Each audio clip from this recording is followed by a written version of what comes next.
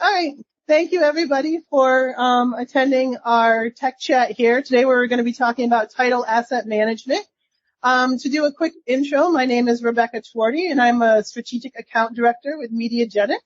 For those of you that aren't familiar with MediaGenix, it's a broadcast management system. We have over 180 different broadcast and media groups that we work with and manage over 2,500 channel and asset catalogs.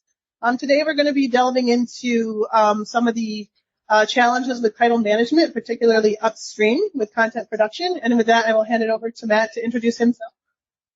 Hi, everybody. Matt Foster from Fremantle. I look after our global digital transformation program at Fremantle. For those of you who don't know, Fremantle is a large independent television production company here in the US, best known for shows like American Idol, America's Got Talent, Family Feud, Mosquito Coast on Apple TV, producing a huge range of content worldwide in over 25 markets, from daily soaps to high-end scripted game shows to Oscar-nominated movies. So really broad range of content and a broad range of titles to manage and metadata to capture. Yep, and that brings us to our discussion. So I know when we talk about metadata, in a lot of instances, a lot of the discussions are around things that are already far downstream. So that's after a lot of these things are already out of production and into the life cycle. But what we're actually going to be talking about today, which doesn't really get as much attention as it deserves, is how do you start to manage metadata and your catalogs upstream as a content producer or someone that deals with things that are in production before they're wrapped. And so with that, I know that that's one of the big challenges that you guys have on the Fremantle side. And so I'll ask you, how do you view that and what are you doing to manage that today? Yeah, it's a tricky problem. So the vast majority of metadata conversations are built around distribution. So how do you get metadata out onto platforms, whether they're SVOD platforms, AVOD, fast channels now? And the thing about that is that typically the metadata is well known. The content has been published typically by a broadcaster, and you're into a second or third window. And that gives you the ability to pull down metadata from a range of external sources, whether that's a Grace Note or an IMDb or an IDA, any of those kind of global catalogs of metadata. The trick comes when you're producing the content and you've just come up with a concept. Perhaps it's just been greenlit. Perhaps you're in the pre-production or production. None of those third-party sources have any metadata available for you to draw down. So you are the originator of the metadata, and you have to therefore come up with your own values for each of the fields rather than being able to draw them down, but also the type of metadata that you're interested in as a business who's producing the content might differ to the more consumer-facing metadata that you typically be pushing out on a platform. So we are having to think about what points in time do we capture titles, and then what points in time do we capture metadata? Do you do it at the green light process? Are you constantly drip feeding information into a system throughout the production process? So we've just added a new cast member. Do we log it now? We've just come up with the episode title for episode 3. Do we add it now? Or do you create kind of tentpole moments in time across the production lifecycle where you ensure that you can capture that metadata? So it's a really interesting challenge. I don't think it's one that's been fully solved by anyone yet. And as you alluded to, it's had far less attention than the downstream distribution of metadata. So there's less kind of resources out there for us to draw down and draw inspiration from. Yeah. And so when you're talking about that, and in particular trying to figure out that drip methodology, if you're working with a large portion of content producers and creators, do you have any best practices or strategies you think could address how to manage all that disparate data and try and get it as normalized as possible?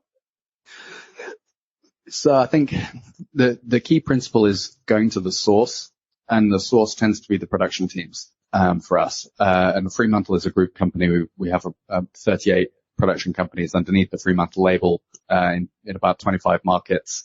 So trying to aggregate that in one place you kind of have to go down to the place where the metadata is originating. Otherwise, you end up with a team of people who are on the phone or on emails down to that. And at that point, you're kind of replicating the system again in email before you've got a platform to actually capture the data. So first of all, go into the source. But that means all of a sudden you've got 38 companies that you have to train up on your metadata structure, your metadata catalog, get them all agreed to a single genre list, get them all agreed to what we would call a minimum viable record. You know, what are the key pieces of metadata that you must produce at each point of the content lifecycle? And so then you're into a big change management and sort of communications piece. But there's sort of no alternative way to do it unless you want to kind of have an offline process of aggregating metadata before it goes into a system. So that's kind of, I'd say, the first thing that we've learned, and it's a difficult thing to do, but it's important. And the second is to really make clear what the kind of minimum metadata fields are, and B, come up with some predefined tentpole moments where they have to produce it. And I think the simplest ones for us are at greenlight. So when a show moves from being a concept to a contracted, agreed show that is going to start production, and at the point that we deliver the files and the show in its entirety to our customer, which is typically a broadcaster or an SVOD platform, those are two kind of undeniable, obvious moments in the life cycle of a show. And at the beginning, you kind of know it's a drama. It's going to be 6 times 1 hour, and here is the customer. But you might not know a huge amount beyond that, other than maybe a director, a couple of lead talent. You probably don't have episode titles yet. You certainly won't have episode synopses. You might have an outline for the season itself. So really kind of lightweight, early metadata. But then by the point you get to delivery, you've pretty much determined everything, and there's probably only a few unknowns left, like maybe a premiere date or time. Some of those things can change late in the game. I think the trick, and we haven't yet solved this, is what are the moments in between those? Because if you're working on a movie, that could be several years elapsing between those times. If you're working on a daily soap, you might be pumping out 1 episode a day, 2 episodes a day if you're in a game show. So trying to find what are the moments in between will really vary by content type. And yeah, we haven't really got there yet. I got you. Yeah. I mean, as soon as you mentioned change management, I'm sure hair stood up on a lot of people because that's always one of the most difficult things. So I guess my second question to you too, and we're talking about trying to manage that catalog and make sure you have the appropriate metadata that you need. What are the challenges and what are the things that you guys utilize for analytics when it comes to using metadata and using the things that you have in your catalog to try and, just do predictive things or get just basic research out, things like that? Yeah, I think this is where the distinction between title management and metadata becomes, slightly blurred. I think knowing what shows, seasons, episodes you're producing as a producer is clearly the most important thing. Then there's kind of a hierarchy of importance of metadata underneath that. So genre for us is really important. How much scripted high-end drama are we creating, and how many game shows are we creating? How is that varying by year? Hourly budgets for those shows, and what are the trends? Then obviously territories, where are we producing the most? Where is it trending upwards? Where is it trending downwards? Those things are all really important for us from an analytics perspective. And without a kind of central, deduplicated single source of truth for all those titles, it's virtually impossible to do that really rudimentary level of analytics. So if you asked me today, how many shows are in production in Fremantle right now, today, I have no single source that I could go to tell you that. And if you ask me how many hours did we produce last year versus the prior year of comedies, that would take me quite a lot of searching and some phone calls to build that together. So that's the key, is just really understanding just the volume and budgets of production by territory and by genre are the key fields. And then obviously the additional metadata that you get, things like cast and crew, episode durations, time slots of broadcast, synopses, all of those kind of have differing value that I think comes a bit more towards the data science, machine learning side of things rather than just the raw reporting-based analytics. Okay. That definitely makes some sense. And there's always a little bit of a challenge, I'm sure. I think one of the other, kind of key pieces that we talked about a little earlier too that's always interesting is I think when you're getting into metadata, There's the things that start to drive some of the analytics, and then there's some of that kind of post stuff that you have to contend with, such as IDs or marketing materials, images, and those types of things. And so when you're looking at the production life cycle, what do you think in terms of importance, especially when you look at like data governance and things that actually make a difference for some of those analytical drivers versus some of those things that could be managed downstream once everything's already produced? Yeah, I think this comes back to the tent poles and the minimum viable record that I described earlier, right? So what are those key things that we know that we need for our kind of core reporting? And then which are the things that are actually required more for the distribution side and more for the consumer-facing side of the metadata? So an episode synopsis, for example, absolutely critical for the distribution team when they're pushing that out to a platform. Less important for us from an analytics perspective. And then you have the question of authorship and ownership of that data. So do we want the producers to write that synopsis, knowing that it will never really be used other than internally? Or would we rather our content distribution team write the synopsis at the point that they're doing the first distribution? And, you know, we tend to think that the more data we can gather, the earlier, the better. But the way that I can kind of see it going already is that we'll have the sort of original metadata and then the marketing approved metadata, and they'll need to be kind of two separate things. And whether we can track that with a status, you know, so you can have a synopsis with a status that, you know, this is the production draft versus this is the approved marketing synopsis, or whether you capture them as two separate fields within the catalog. We haven't fully bottomed that out yet. But clearly there's a difference between what somebody on a production can provide versus somebody in a distribution or a marketing, more consumer-facing role can provide.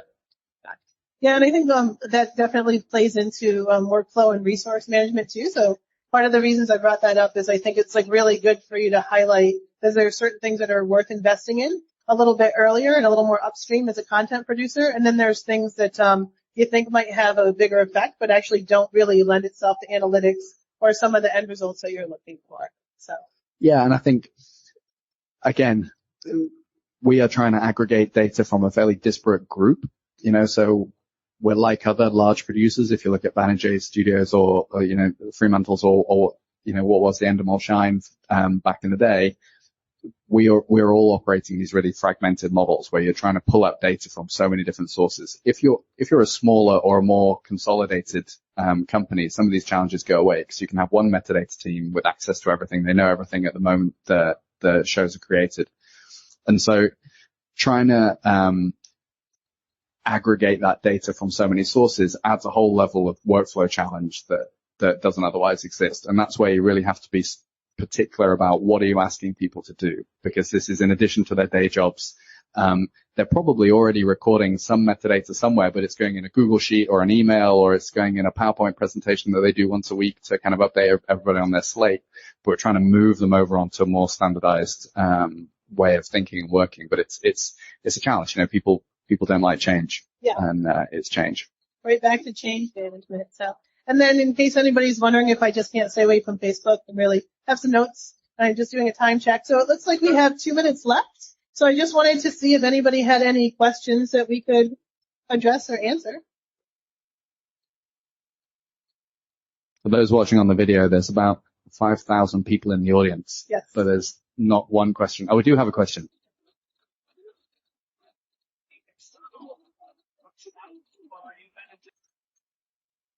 So the question was whether Fremantle works with external production houses or whether we're managing everything internally. So the vast majority of the content that we produce is internal to Fremantle.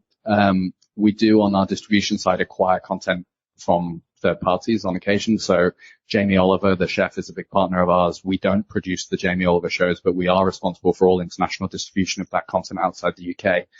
And yes, when you're taking content from a third party, the process changes all over again. If the content's already been broadcast, so in the case of Jamie Oliver, perhaps it's already been out on Channel 4 in the UK, and then we're taking the content taken internationally. Perhaps we will already have metadata from that original broadcast from Channel 4.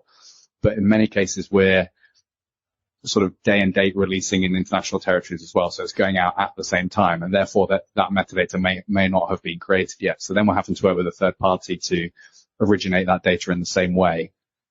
We have intentionally sort of backloaded that particular question because it's a relatively small part of our operation and it just adds to the level of complexity. But ultimately, we'll have to onboard the metadata in the same way as if we had produced it internally. Great. Thank you. So any more questions? Any more curiosities? Okay. So thank you very much for joining us. And then if anybody has any questions about title management in general and how that kind of feeds into some broadcast management systems, you don't naturally think upstream for some of this stuff, but we're definitely working on some solutions. So please contact me or reach out to MediaGenix. So any questions, let me know. Thanks. Thanks.